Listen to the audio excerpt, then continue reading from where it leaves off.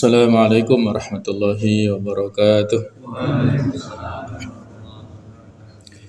Alhamdulillahilladzi arsala rasulahu bil huda wa dinil haqq yudhhirahu 'ala dini kullih wa kafa billahi syahida.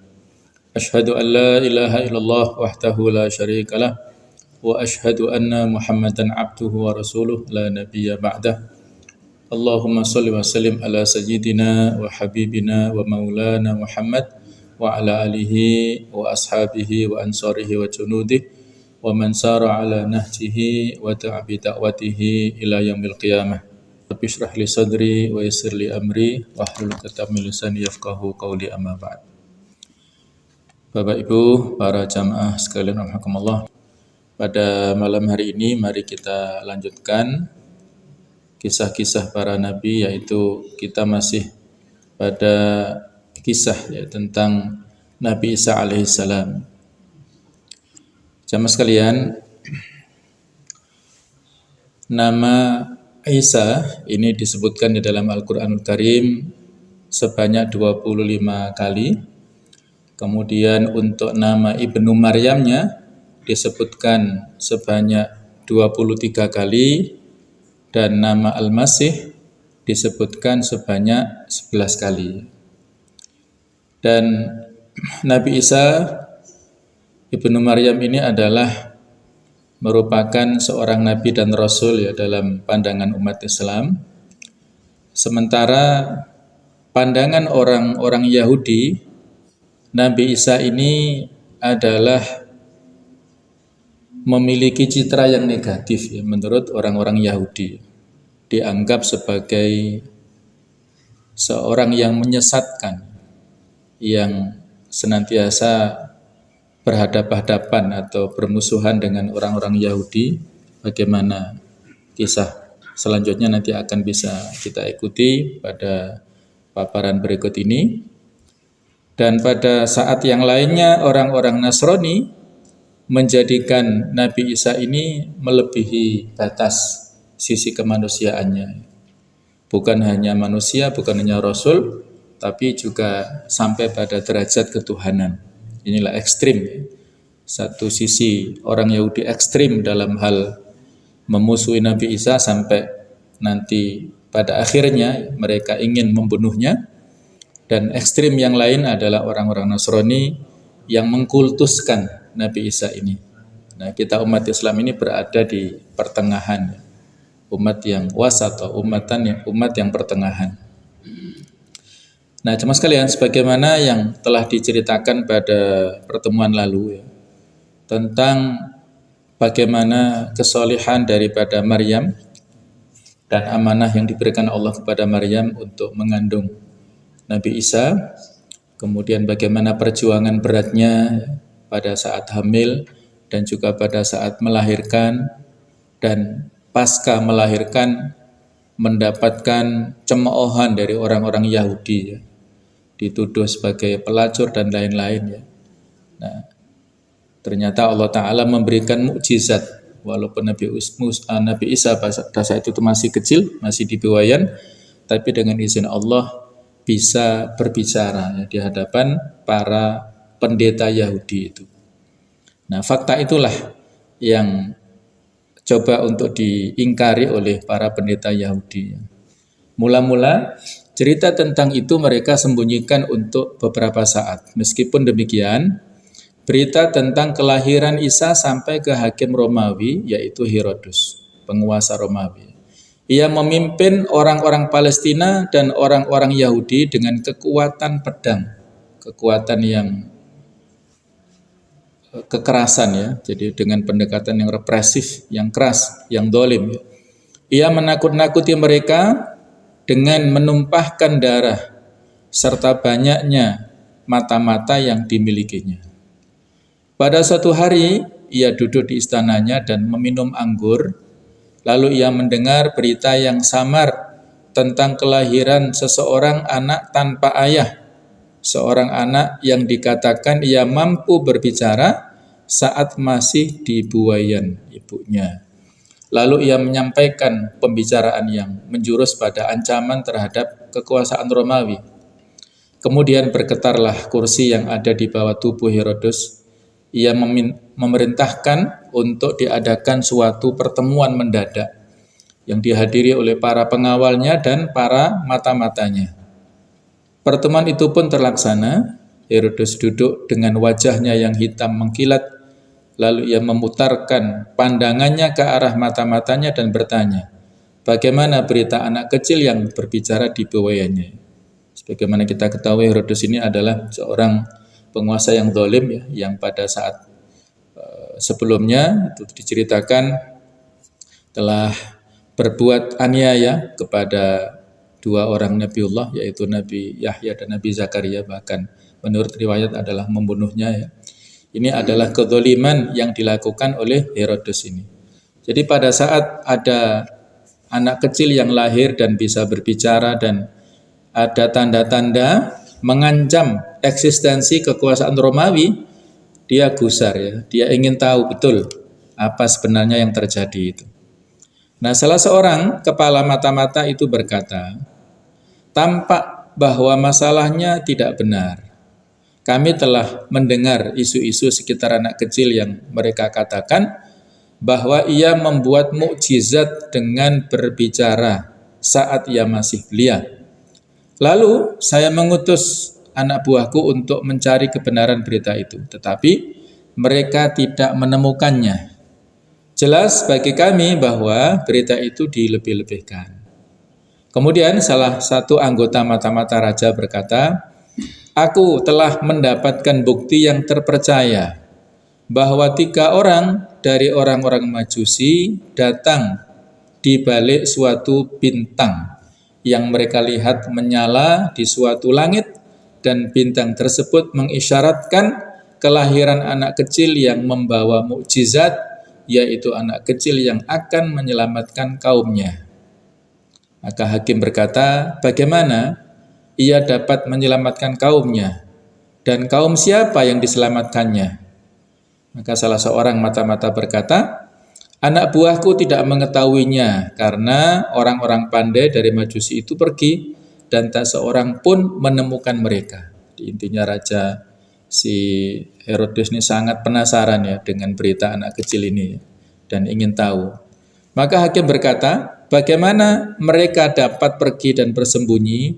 Lalu bagaimana cerita anak kecil ini? Apakah di sana ada persekongkolan untuk menentang Romawi? Hakim melompat dari tempat duduknya ketika ia menyebut Romawi, dan ia mulai berbicara dengan keadaan emosi. Aku menginginkan kepala 3 orang yang cerdik itu, dan aku juga menginginkan kepala anak kecil itu, dan aku menginginkan informasi yang lengkap. Sungguh masalah ini semakin samar, hai orang-orang bodoh. Lalu kepala mata-mata itu berkata, barangkali ini hanya mimpi yang dibayangkan orang-orang Yahudi bahwa mereka melihatnya. Hakim berkata, sungguh kepala-kepala kalian semua akan terbang lebih cepat dari merpati jika kalian tidak mendatangkan cerita secara lengkap tentang anak ini. Kebingungan dan kekacauan apa yang aku rasakan, pergilah kalian dari sini. Inilah kegusaran daripada si Raja Herodes ini ya, pada saat mendengar berita-berita yang informasinya tidak jelas disampaikan oleh para anak buahnya itu ya, dia semakin gusar, semakin takut ya. Anak buah Herodes dan para mata-mata ini pergi, sedangkan ia masih duduk memikirkan masalah tersebut. Tampaknya masalah itu sangat menggelisahkannya. Ia tidak peduli dengan kedatangan agama baru kepada manusia, tetapi yang dipikirkannya adalah kekuasaan Romawi yang ia menjadi simbolnya. Kemudian Herodes menetapkan untuk memanggil pemuka orang Yahudi dan bertanya kepadanya tentang masalah ini. Para pengawalnya yang khusus memanggil orang Yahudi itu. Tidak beberapa lama orang Yahudi itu ada di depan hakim. Herodes berkata, aku ingin berbicara kepadamu tentang suatu masalah yang sangat menggelisahkanku. Pendeta Yahudi itu berkata, aku ingin mengabdi padamu. Jadi Herodes ini khawatir eksistensi kekuasaannya itu semakin turun ya, dan semakin terancam ya. Itu yang dikhawatirkan. bukan soal agama, bukan ideologi, bukan keyakinan ya. Tapi dia hanya memikirkan kekuasaannya. Kalau ini ada lahir seorang bayi yang sudah bisa bicara walaupun masih masa kanak-kanak, masa kecil ya, apalagi nanti lebih dewasa. Ini dia sangat khawatir. Nah, ternyata ketemu dengan ini pendeta Yahudi yang dia pun juga memiliki tipe-tipe penjilat ya untuk menyenangkan penguasanya ya. Aku ingin mengabdi padamu, kata-katanya begitu. Herodes berkata, aku mendengar berita-berita yang saling berlawanan tentang anak kecil yang bisa berbicara di masa buayanya, dan ia mengatakan bahwa ia akan menyelamatkan kaumnya. Maka bagaimana berita yang sebenarnya tentang itu? Pendeta itu berkata, dan ia merasa bahwa pertanyaan itu sepertinya berupa jebakan yang tidak diketahuinya secara pasti. Kira-kira motif si Herodes ini apa ya? Maka dia mengatakan, apakah Tuan yang mulia peduli dengan agama Yahudi?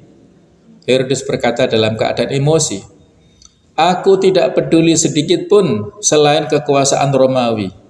Jawablah pertanyaanku, wahai pendeta. Maka pendeta Yahudi itu telah melihat Isa berbicara di buayanya. Ia memahami bahwa seandainya ia mengatakan itu, maka ia akan mendapatkan penderitaan pada dirinya. Maka ia lebih baik berbohong ya, tidak mengatakan fakta yang sebenarnya, dia menyampaikan kata-kata yang ada unsur kebohongannya. Ia berkata kepada Herodes bahwa ia mendengar cerita itu tetapi ia meragukannya. Jadi seolah-olah tidak melihat secara langsung ya, padahal dia sudah melihatnya. Nah, khawatir si Herodes emosi dan nanti menimpakan kedoliman pada si pendeta ini. Akhirnya dia mengatakan dengan kata-kata yang agak ada unsur diplomatisnya. Herodes berkata, apakah benar agama kalian berbicara tentang kedatangan seorang penyelamat bagi rakyat kalian? Maka pendeta berkata, iya benar. Ini benar wahai Tuan yang mulia. Herodes berkata, apakah kalian mengetahui ini ada persekongkolan menentang keamanan kerajaan Romawi? Apakah kalian menyadari ini adalah bentuk pengkhianatan? Nah, pendeta berkata, aku harap Tuhan membiarkan aku meluruskan suatu pemikiran yang sederhana. Berita tentang hal ini adalah berita yang kuno. Berita ini diyakini ketika rakyat menjadi tawanan di Babel sejak ratusan tahun. Ini yang diredam ya oleh pendeta ini supaya si Herodes tidak semakin penasaran. Herodes berkata, apakah memang di sana ada yang membenarkan berita ini? Sekarang apakah kamu secara pribadi membenarkannya? Apakah engkau melihat anak kecil itu yang mereka katakan bahwa ia dilahirkan tanpa seorang ayah? Nah, maka pendeta itu berkata ya dengan jawaban yang ada unsur kebohongannya ya. Apakah ada seorang yang percaya wahai Tuhan yang mulia jika dikatakan ada seorang anak yang lahir tanpa seorang ayah, ini adalah mimpi rakyat biasa. Nah, ini ya ada unsur jawaban yang seolah-olah tidak sesuai dengan fakta ya. Untuk itu tadi supaya si raja tidak semakin penasaran dengan berita tersebut. Maka Herodes berkata, tidak ada sesuatu yang mengusir tidur dari mata seorang penguasa selain mimpi-mimpi rakyat. Pergilah wahai pendeta, dan jika engkau mendengar berita-berita, maka sampaikanlah kepadaku sebelum engkau sampaikan kepada istrimu. Maka belum lama pendeta itu pergi sehingga Herodes berpikir, bagaimana seandainya pendeta itu berbohong? Ia menangkap benang kebohongan pada kedua matanya. Ia mengetahui kebohongan ini karena ia sendiri pun sangat pandai berbohong. Kemudian bagaimana cerita 3 orang cerdik yang mereka mengikuti bintang yang beragama Majusi tadi? Apakah di sana terdapat persekongkolan menentang Romawi yang tidak diketahuinya? Nah, jadi inilah kecerdasan Herodes ini mulai dia pakai ya dalam rangka untuk tadi ya mengantisipasi hal-hal yang sekali lagi digunakan dalam rangka untuk mempertahankan kekuasaannya itu. Herodes berteriak di tengah-tengah pengawalnya dan memerintahkan mereka untuk menangkap semua orang yang mendengar cerita ini atau ia akan melihat akibatnya. Mula-mula dia memerintahkan untuk mencari gadis perawan yang melahirkan anak itu dan membunuh setiap anak yang lahir di saat itu. Jadi mirip seperti kegusaran Fir'aun ya, pada saat dia memimpikan anak kecil yang akan merongrong kekuasaannya itu, yaitu Nabi Musa. Jadi punya kebijakan yang zalim, membunuh setiap anak laki-laki. Nah ini pun juga mirip ya, walaupun enggak persis ya. Sementara itu Maryam keluar dari Palestina menuju Mesir, di mana sebelumnya pada suatu malam datanglah kepadanya seseorang yang belum pernah dilihatnya. Dan orang itu menyampaikan salam kepadanya. Ini adalah malaikat yang menyamar sebagai manusia. Dilihatnya dan orang itu menyampaikan salam kepadanya serta menyerukannya dan sambil berkata, "Bawalah anakmu wahai Maryam dan keluarlah menuju Mesir." Maka dengan nada ketakutan Maryam bertanya, "Mengapa? Bagaimana aku keluar menuju Mesir dan bagaimana aku bisa mengenali jalan?" Maka orang itu menjawab, "Keluarlah. Engkau niscaya Allah Ta'ala akan melindungimu. Sesungguhnya hakim Romawi mencari anakmu dan ingin membunuhmu." Inilah perintah dari malaikat Jibril, ya tentunya adalah diperintahkan Allah Ta'ala untuk menyampaikan pesan kepada Maryam supaya menyelamatkan dirinya keluar dari Palestina menuju ke Mesir. Teknisnya bagaimana cara pergi dari Palestina ke Mesir, bagaimana cara mengetahui jalannya, itu semuanya nanti Allah Ta'ala yang akan memberikan hidayah, memberikan petunjuk ya kepada Maryam ini. Maka Maryam bertanya, "Kapan aku keluar?" Orang asing itu menjawab, "Sekarang juga. Janganlah engkau khawatir sedikit pun, karena engkau keluar bersama seorang nabi yang mulia, yaitu Nabi Isa itu ya. Semua nabi diusir oleh kaumnya dari negeri mereka dan rumah mereka. Demikianlah hukum kehidupan. Kejahatan selalu berusaha untuk menyingkirkan kebaikan, tetapi pada akhirnya kebaikan akan kembali menduduki singgasananya. Wa qul ja'al haqq wa zahaqal batil innal batila kana zahuqa. Itu sunnatullah. Di satu sisi sunnatullah ada sunnatut tadafu, sunnah pertarungan antara hak dan batil.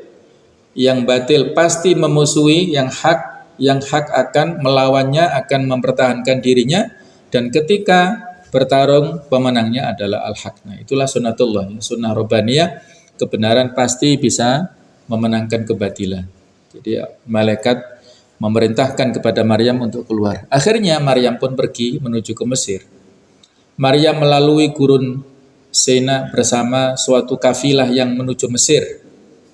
Maryam berjalan membawa Isa di jalan yang sama yang pernah dilalui oleh Nabi Musa, di mana ditampakkan kepada Nabi Musa api yang suci dan beliau dipanggil dari sisi Tur Al-Aiman. Setelah melalui perjalanan yang jauh dan melelahkan, Maryam sampai di Mesir, yang mana Mesir dipenuhi dengan kebaikan, kemuliaan, kebudayaan klasik serta cuacanya yang stabil. Itu akan menjadikan tempat yang terbaik untuk pertumbuhan, merupakan tempat yang terbaik untuk pertumbuhan Nabi Isa alaihissalam. Inilah yang telah ditakdirkan Allah Ta'ala ya kepada Maryam dan Isa ya, mendapatkan tempat yang lebih baik pada masa-masa kecilnya. Al-Masih tumbuh dan berkembang serta menjalani masa kecilnya di Mesir.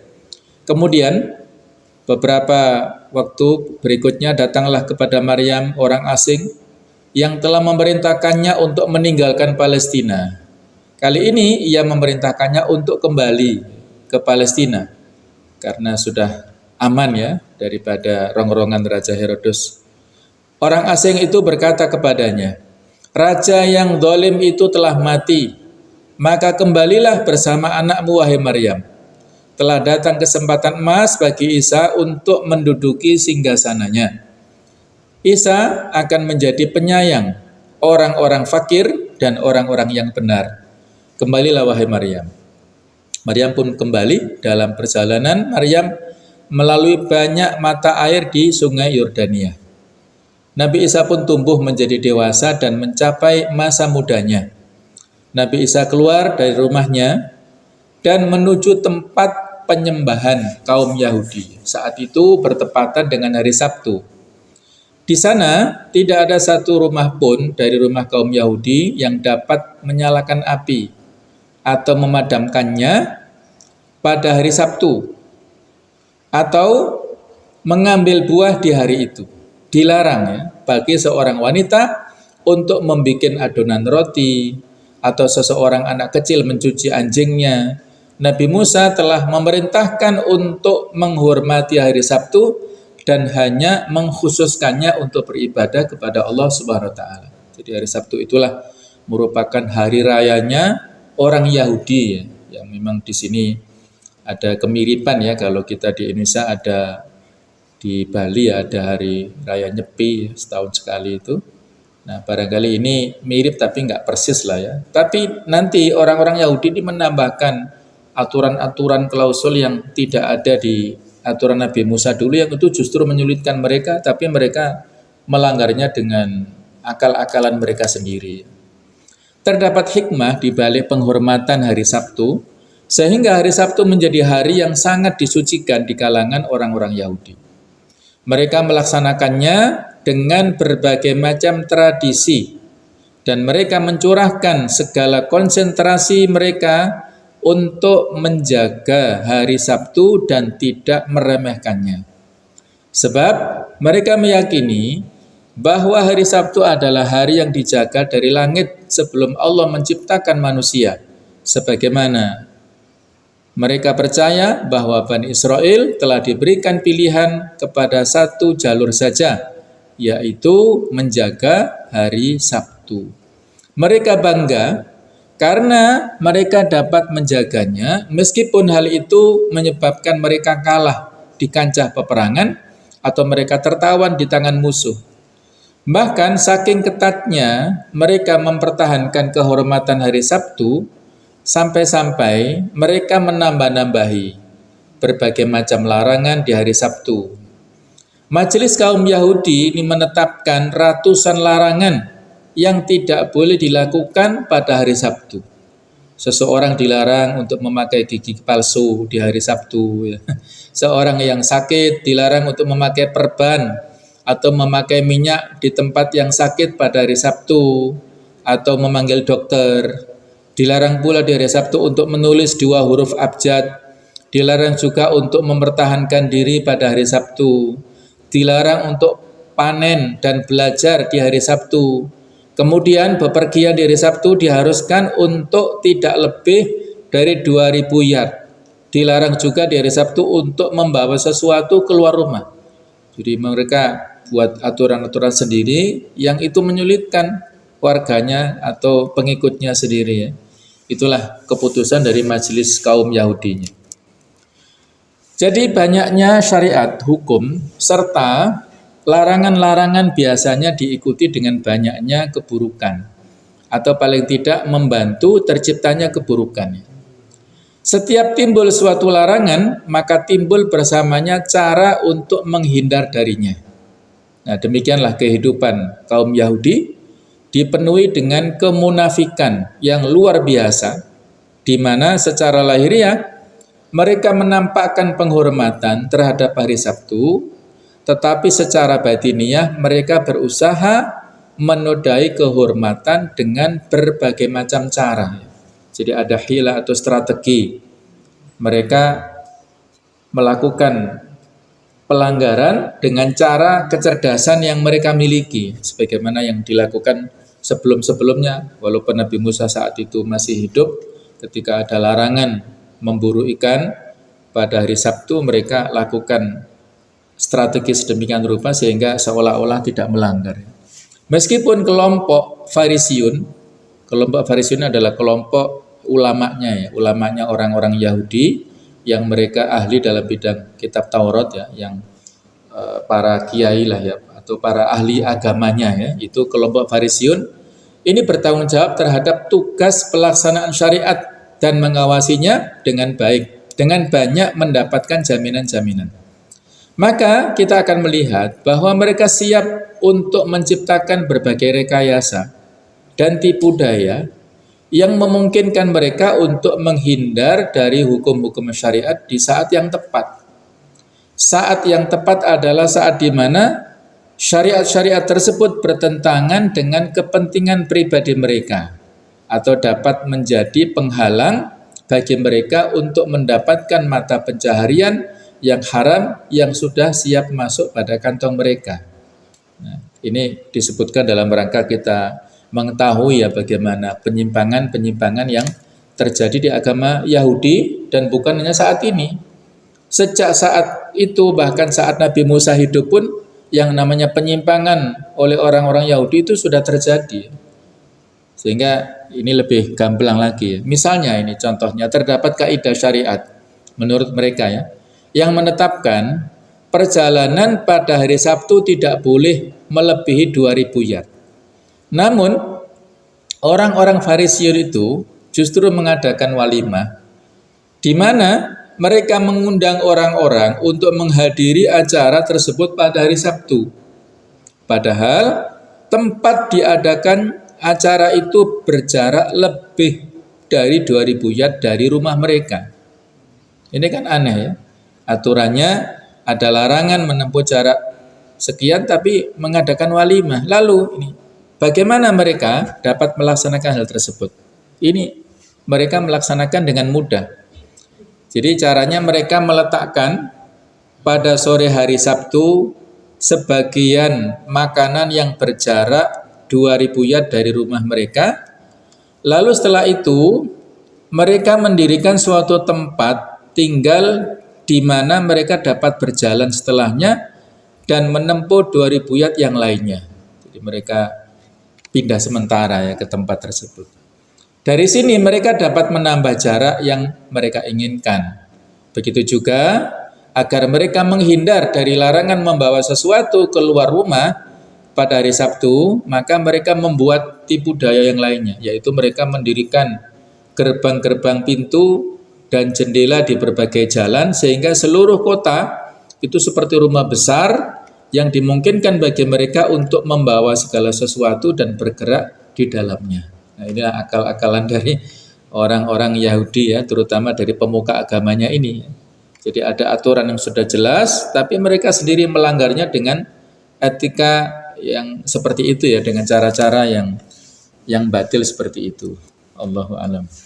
Contoh lain yang menunjukkan bagaimana orang-orang Yahudi mempermainkan syariat, sedangkan mereka mengklaim menjaganya adalah bahwa syariat Musa ini menetapkan agar seorang anak menginfaki atau menghidupi, ya, memberikan sedekah, memberikan bantuan kepada kedua orang tuanya saat mereka menginjak usia tua dan membutuhkannya. Tetapi kaum Farisiun ini, para ulama mereka ini memberikan kesempatan kepada anak-anak untuk lari dan menghindar dari tanggung jawab ini dengan suatu tipu daya yang sederhana. Jadi ada konspirasi di sini ya. Inilah jahatnya para pemuka Yahudi ya. Ketika seorang anak dituntut oleh kedua orang tuanya untuk memberi nafkah, maka ia pergi ke para pendeta dan bersepakat kepada mereka untuk mewakafkan semua hartanya dan kekayaannya kepada Haikal. Haikal, kalau Haikal Sulaiman adalah tempat ibadahnya Nabi Sulaiman, nah ini tempat ibadahnya Yahudi, yaitu tempat sembayangnya kaum Yahudi ini. Jadi harta punya anak-anak itu dibawa untuk diwakafkan kepada Haikal tersebut lewat para Farisiun tadi. Saat itu kedua orang tuanya tidak mampu mengambil sesuatu pun darinya, dari anak-anaknya. Ketika mereka berdua telah putus asa dan tidak lagi menuntut kepada anaknya untuk memberi nafkah, maka semua harta kekayaannya akan dikembalikan kepada anak-anak tersebut oleh para pendeta. Dengan catatan, hendaklah ia memberikan bagian tertentu dari hartanya kepada para pendeta itu. Nah, itu ada royaltinya ya, ada bagi hasilnya ya. Insya Allah inilah ya kemaksiatan yang dilakukan oleh para pendeta Yahudi, konspirasi dengan masyarakatnya untuk tadi ya melakukan strategi pelanggaran kepada syariatnya sendiri. Demikianlah yang terdapat dalam Injil Mata. Di tengah-tengah suasana kebodohan pemikiran yang luar biasa ini juga terdapat sikap keras kepala dan kejumudan berpikir yang mengelilingi kaum Yahudi. Terdapat 70 tingkat kesucian dan 26 salat yang harus mereka lakukan saat mereka membasuh tangan sebelum memakan makanan. Namun mereka menganggap bahwa meniadakan pembacaan sholat-sholat sebagai bentuk pembunuhan terhadap jiwa dengan cara bunuh diri dan tercegah dari kehidupan abadi. Demikianlah kekerasan sikap masyarakat Yahudi yang menunjukkan bahwa moral mereka telah rusak dan dipenuhi dengan kemunafikan yang tiada taranya. Jadi kalau seperti ini jauh ya dibandingkan dengan ajaran Islam yang sederhana, yang mudah, yang simple gitu ya. Kalau mereka buat sulit sendiri, masa sampai 70 tingkat kesucian ya. Jadi ternyata ada kasta-kasta kesucian ya di versi mereka. Kemudian ada 26 sholat yang harus mereka lakukan saat mereka membasuh tangan sebelum makan ya. Jadi luar biasa sulitnya dalam beragama versi mereka, tapi mereka nonsen ya, tidak bisa melaksanakannya dan melakukan pelanggaran-pelanggaran dengan tipu daya yang mereka telah kelola dengan rapi tersebut. Sementara itu Nabi Isa berjalan menuju tempat beribadah. Orang-orang berjalan di sekelilingnya. Mereka tampak membanggakan pakaian-pakaian yang berwarna dan berharga. Sedangkan Nabi Isa ini berjalan dengan memakai baju putih dan menampakkan kezuhudannya. Rambut Isa tampak lembut yang mencapai kedua bahunya dan tampak ia basah terkena air awan yang menurunkan gerimis. Kemudian kedua kakinya berjalan di atas tanah sehingga tanah itu dipenuhi dengan bau harum yang tidak diketahui sumbernya. Nah, inilah luar biasa yang mukjizat yang dimiliki oleh Nabi Isa alaihissalam. Baju yang dipakai oleh Isa terbuat dari bulu domba yang sangat sederhana dan kasar. Meskipun hari itu hari Sabtu, Isa memetik buah di suatu kebun dan mengambil 2 buah yang beliau berikan kepada anak kecil yang fakir dan lapar. Kan tadi aturannya nggak boleh. Menurut orang Yahudi memetik buah pada hari Sabtu. Nah, tapi Nabi Isa di sini justru melakukannya itu. Tindakan semacam ini menurut kepercayaan Yahudi dianggap sebagai tindakan yang menentang agama Yahudi. Ia mengetahui bahwa menjalankan agama yang hakiki bukan terletak pada ketaatan eksternal sementara hatinya jauh dari sikap rendah diri. Bukan hanya simbol-simbol secara zahir saja ya, tetapi yang penting adalah hatinya. Oleh karena itu Isa mencabut buah dan memberikan makan kepada manusia pada hari Sabtu. Beliau menyalakan api untuk wanita-wanita tua sehingga mereka tidak mati kedinginan. Kalau tadi versi Yahudi kan nggak boleh, hari Sabtu harus mati semua, sehingga kasihan para wanita tua yang tidak punya imunitas ya, menjadi mati kedinginan. Ya, itulah. Isa sering mengunjungi tempat sesembahan orang Yahudi, mengamatinya. Ya, Isa berdiri di dalamnya dan mengamati para pendeta dan manusia yang hilir mudik di sekitarnya. Sesampainya Isa di tempat sesembahan, ia berdiri di dalamnya. Ia mengamat-ngamati apa yang di dalamnya. Dinding-dinding tempat beribadah itu terbuat dari kayu gaharu yang memiliki bau yang harum. Di samping itu terdapat kelambu-kelambu yang terbuat dari kain-kain yang mengagumkan yang dicampur dengan emas. Juga terdapat lampu-lampu yang terulur dari atap dan juga ada lilin-lilin yang memenuhi ruangan dengan cahaya. Meskipun demikian, kegelapan menyelimuti hati orang-orang yang ada di situ ya. Walaupun tempatnya sedemikian sakral, sedemikian indah dan luar biasa khusyuknya, tetapi ada kejahiliaan yang menyelimuti dalam hati orang-orang di situ karena mereka ibadah tanpa ilmu ya. Nah, seperti itulah. Sehingga Nabi Isa berdiri cukup lama di tempat penyembahan itu. Setiap kali ia memutarkan wajahnya, ia mendapati para pendeta di sana. Terdapat 20.000 pendeta. Nama-nama mereka tercatat di dalam haikal, ya, tempat penyembahan mereka tadi. Mereka adalah kaum waliyun yang memakai saku-saku yang besar, yang di dalamnya ada kitab-kitab syariat. Sedangkan kaum Farisiyun mereka memakai pakaian yang lebar, yang sisi-sisinya tertenun dengan emas. Mereka adalah pembantu haikal yang resmi dengan memakai baju-baju mereka yang putih. Adapun kaum Sodikiyun adalah kelompok para pendeta aristokrat yang bersekutu dengan penguasa, di mana mereka memperoleh kekayaan melalui persekutuan ini.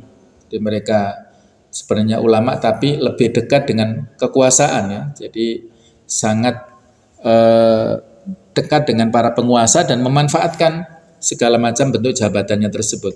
Nabi Isa memperhatikan bahwa jumlah pengunjung haikal itu lebih sedikit daripada jumlah para pendeta dan para tokoh agama. Jadi jumlah kiainya, ulamanya lebih banyak. Tempat penyembahan itu dipenuhi dengan kambing dan merpati yang dibeli oleh para pengunjung tempat penyembahan itu. Maksudnya untuk korban, ya. Mereka menyerahkannya sebagai korban kepada Allah, yaitu korban yang disembelih di dalam tempat persembahan di atas tempat penyembelihan.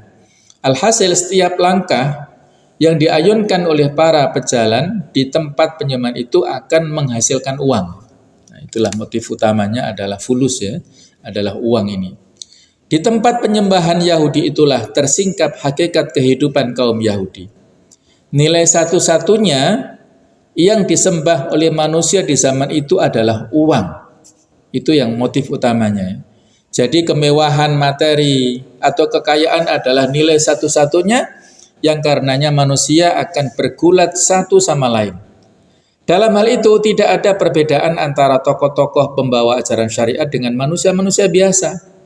Kaum Sadikiyun dan kaum Farisiyun bekerja sama di antara mereka di dalam haikal itu, seakan-akan mereka di dalam suatu pasar di mana mereka memanfaatkannya untuk diri mereka sendiri dengan terus mencari korban-korban di dalamnya, yaitu orang-orang awam itu jadi target-targetnya, ya.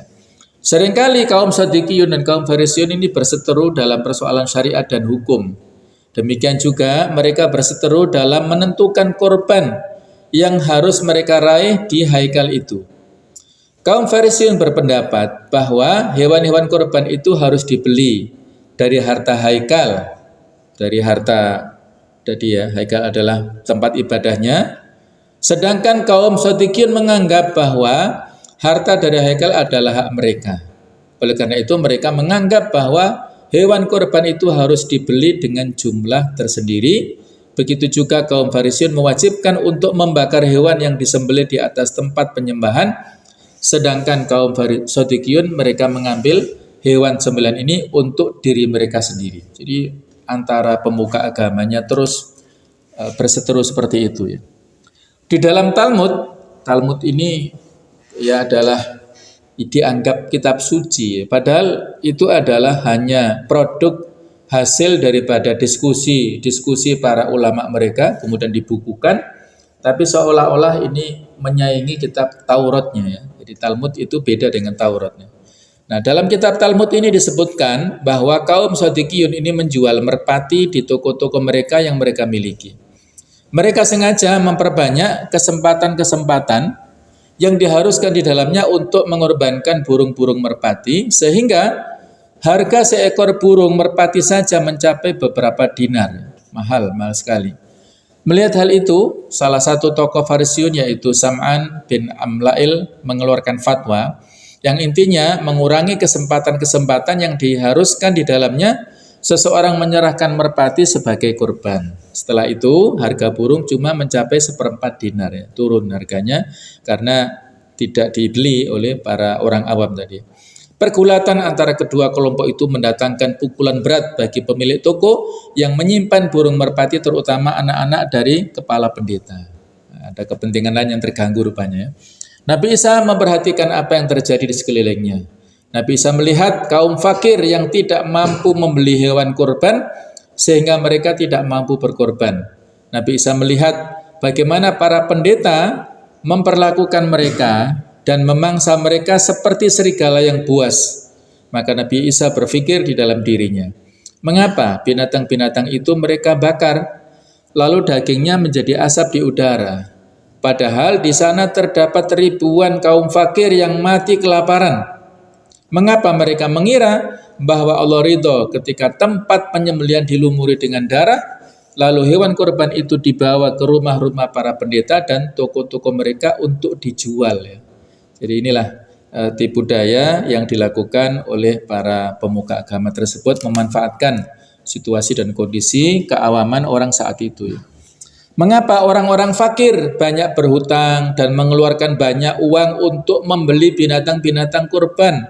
Mengapa binatang-binatang kurban itu harus dimiliki dan hanya dirawat oleh para pendeta?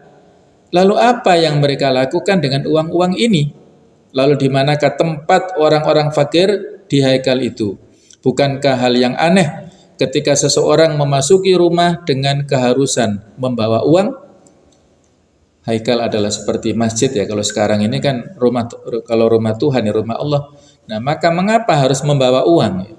Nabi Isa pergi dari tempat penyembahan itu dan ia meninggalkan kota menuju gunung. Dada Nabi Isa dipenuhi dengan kecemburuan yang suci terhadap yang maha benar. Wajahnya tampak semakin pucat ketika melihat berbagai macam kejahatan memenuhi dunia. Nabi Isa berdiri di atas sebuah bukit dan beliau mulai melakukan sholat. Tetesan-tetesan air mata mulai berlinang dari pipinya dan jatuh ke bumi. Nabi Isa mulai merenung dan menangis. Inilah merupakan muhasabah ya dari seorang Nabiullah, sedih melihat kenyataan kemaksiatan yang merajalela, kemungkaran yang luar biasa terjadi pada saat itu. Dari mana kira-kira mendakwahkan ya, memulai mendakwahkan mereka itu, beliau minta petunjuk pada Allah Subhanahu wa taala. Di sana terdapat bunga yang nyaris mati karena kehausan. Lalu ketika ia mendapatkan tetesan air mata Al-Masih, maka bunga itu mekar kembali dan mendapatkan kehidupan. Tetesan air mata Al-Masih menyelamatkannya, sebagaimana beliau akan menyelamatkan manusia dengan dakwahnya. Di malam yang penuh berkah ini pula, dua orang nabi yang mulia meninggalkan bumi, yaitu Nabi Yahya dan Nabi Zakaria. Jadi pada saat yang sama ketika Nabi Isa bermunajat seperti itu, pada saat yang sama Nabi Yahya dan Nabi Zakaria ini mendapatkan kezaliman ya. Mereka dibunuh oleh penguasa saat itu. Nah, sejak kepergian mereka berdua, bumi kehilangan banyak dari kebaikan. Pada malam itu juga turunlah wahyu kepada Isa bin Maryam. Allah memutuskan perintahnya agar ia memulai dakwahnya. Nabi Isa menutup lembaran halus dari kehidupannya, yaitu lembaran yang penuh dengan tafakkur dan ibadah. Beliau memulai perjalanannya yang berat dan penuh tantangan serta penderitaan. Beliau mulai berdakwah di jalan Allah Subhanahu wa taala. Beliau mulai membangun kerajaan yang tegak berdasarkan kerendahan hati dan cinta. Kerajaan yang penguasanya bertujuan untuk membebaskan dan mensucikan ruh. Kerajaan yang memancarkan sikap rendah diri dan cinta. Nabi Isa ingin menyelamatkan rohani. Ajaran Nabi Isa berdasarkan keimanan terhadap hari kiamat dan kebangkitan. Nilai-nilai dan pemikiran tersebut tidak ditemukan dalam kehidupan orang-orang Yahudi. Bukan karena ajaran Nabi Musa yang tidak benar, bukan ya, tapi ajarannya benar, namun ada banyak penyimpangan tadi dari para orang Yahudi sebagai pengikut Nabi Musa. Syariat Musa itu menetapkan pemberlakuan hukum kisos, hukum balas. Barang siapa yang memukulmu di pipi sebelah kanan, maka pukullah pipi sebelah kanannya. Lalu bagaimanakah orang-orang Yahudi menerapkan hukum kisos tersebut? Jika yang dipukul mampu untuk menghancurkan rumah orang yang memukul, maka ia tidak perlu merasa puas hanya sekedar memukul pipi sebelah kanannya. Namun jika ia tidak mampu, maka hendaklah ia memukul pipi sebelah kanannya. Namun boleh jadi hatinya dipenuhi dengan dendam karena ia tidak dapat menghancurkan rumahnya. Jadi kisosnya lebih berat daripada pelanggaran awalnya. Jadi kebencian adalah pelabuhan tempat bersinggahnya syariat Musa. Meskipun beliau adalah seorang nabi yang merupakan cermin cinta ilahi yang besar, namun syariatnya kini berada di bawah kekuasaan hati-hati yang mati, yaitu hati-hati yang penuh dengan dendam dan kebencian. Lalu apa yang dilakukan Nabi Isa terhadap semua ini? Allah Ta'ala telah mengutusnya dan memperkuat Taurat yang dibawa oleh Nabi Musa sebagaimana Allah menurunkannya kepada Nabi Musa. Jadi seorang Nabi tidak menghancurkan tugas Nabi sebelumnya. Para Nabi bagaikan satu mata rantai yang tujuannya adalah satu, yaitu menciptakan kesucian dan mempertahankan kebenaran serta mengesahkan Allah Subhanahu wa Ta'ala. Kemudian apa yang dilakukan Nabi Isa terhadap syariat Qisas tersebut? Yang jelas, tindakan yang dilakukan oleh Nabi Isa murni dari ilham yang didapatkannya dari Allah. Nabi Isa mengembalikan kaum kepada tujuan asli syariat. Nabi Isa mengembalikan mereka kepada hikmah syariat yang asli. Nabi Isa mengembalikan mereka kepada cinta. Nabi Isa tidak mengatakan sesuatu pun kepada orang yang memukul pipi sebelah kanannya. Nabi Isa tidak berusaha untuk memukul pipi sebelah kanannya. Al-Masih justru akan membalikkan pipi sebelah kirinya. Inilah syariat Nabi Isa yang tidak berbeda sedikit pun dengan syariat Nabi Musa. Ia merupakan kedalaman yang mengagumkan dari kedalaman syariat Nabi Musa. Nabi Isa ingin menetapkan kepada kaum di sekelilingnya tentang sesuatu yang penting. Nabi Isa ingin memberitahu mereka bahwa syariat bukan mengajari kalian untuk meletakkan dendam pada diri kalian, lalu kalian memukul lawan kalian. Syariat yang hakiki adalah hendaklah kalian menebar kasih sayang, pemaaf dan cinta, ya, sebagaimana inilah ajaran kita, ajaran Islam, untuk membalas segala macam kejahatan dengan balasan yang baik. Terdapat banyak binatang-binatang buas di hutan. Binatang-binatang itu mencintai diri mereka sendiri. Mereka bermusuhan dan saling membunuh demi makanan dan minuman. Mereka memberikan makan kepada anak-anaknya. Perbedaan antara manusia dan binatang adalah perbedaan pada tingkat cintanya. Hewan tidak akan mampu melampaui derajat cintanya kepada makhluk yang lain. Atau dengan kata lain, hewan tidak dapat membagi cintanya kepada jenis yang lainnya. Sedangkan manusia mampu melakukan hal itu. Disitulah manusia mampu dapat mencapai kemuliaannya dan kemanusiaannya. Walaupun pada kenyataannya di akhir zaman ini manusia justru ada oknum-oknum ya yang lebih jahat daripada binatang ya. Kalau binatang itu saya kira secara umum sangat kasih sayang kepada keluarganya terutama anak-anaknya ya, kecuali ada kasus-kasus tertentu ya. Tapi kalau manusia tidak sedikit oknum-oknum yang justru membunuh keluarganya, anaknya dan lain-lainnya. Itulah manusia yang lebih hina ya daripada binatang. Al-Masih memberitahu kaumnya bahwa manusia tidak akan menjadi manusia sempurna kecuali setelah ia mencintai orang lain sebagaimana ia mencintai dirinya sendiri. Persis seperti agama kita ya, ajarannya seperti itu. Aku mendengar bahwa dikatakan, hendaklah engkau mencintai orang yang dekat denganmu dan membenci musuhmu, sedangkan aku berkata kepada kalian, cintailah musuh kalian dan doakanlah orang yang melaknati kalian. Berbuat baiklah kepada pembenci kalian dan sholatlah untuk orang-orang berbuat buruk kepada kalian. Ini ada di Injil Mata. Dakwah Nabi Isa datang dan menghapus syariat Nabi Musa dalam bentuk eksternal. Jika kita berusaha membandingkan dua syariat tersebut dalam bentuk yang sederhana, maka pada hakikatnya dakwah Nabi Isa bertujuan untuk menghapus bid'ah yang dilakukan oleh kaum Farisiun dan Sadukiun terhadap syariat Nabi Musa dan menunjukkan hakikat syariat ini dan tujuan-tujuannya yang tinggi ya. Kalau dalam bahasa kita adalah tajdid ya, memperbarui artinya mengembalikan kepada ajaran yang sebenarnya ya, dan menghalangi atau merubah atau menghapus bid'ah yang dilakukan oleh para Farisiun tadi.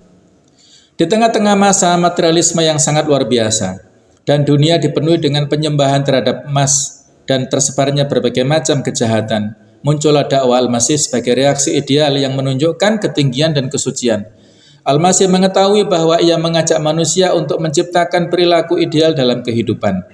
Al-Masih menyadari bahwa dakwahnya penuh dengan idealisme, tetapi idealisme ini sendiri pada saat yang sama merupakan solusi satu-satunya untuk mengobati kehidupan dari kesengsaraan dan penyakit-penyakit penular.